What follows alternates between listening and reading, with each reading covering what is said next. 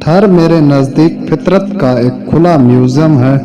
यहाँ बारिशों के साथ रेत के टेलों पर सरसब्ज घास उगाती है। छोटे छोटे टोबे पानी से भर जाते हैं, मोर रक्स करने लगते हैं और माल मवेशियों के साथ थरी लोग भी खुशहाल हो जाते हैं।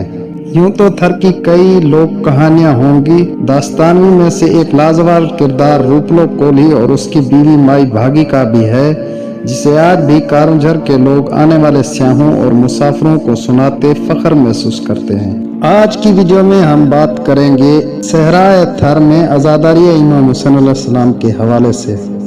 सोचिए एक ऐसा मंजर जहां दूर दूर तक सिर्फ रेगिस्तान है, लेकिन उस रेगिस्तान में गूंज रही है एक आवाज़, या हुसैन।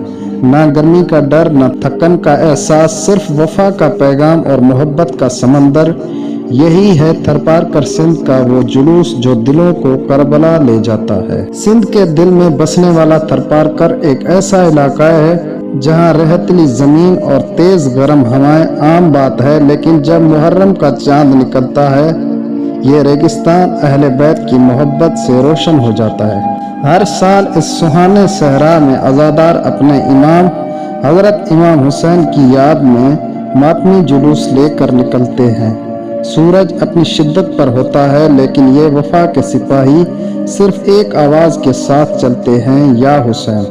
दूर दूर से लोग अपनी कमीज़ों पर मातम के निशान लिए सिर्फ एक मकसद के लिए यहाँ इकट्ठा होते हैं, करबला के पैगाम को जिंदा रखने के लिए। ये मंजर सिर्फ मातम का नहीं, ये कुर्बानी, मोहब्बत और वफा का इजहार है जो इमाम हुसैन ने अपनी ज़िंदगी से सिखाया।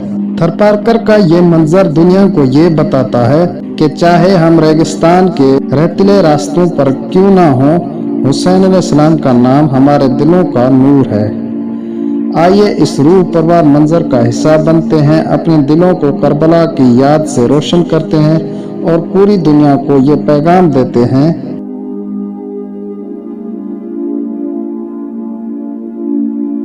आप देख रहे हैं मेरा चैनल हुसैन जाफरी वीडियोस। मैं हूं जाफरी गदा हुसैन रिंग। आज की वीडियो आपको कैसी लगी कमेंट करके अपनी राय से ज़रूर आगाह करें।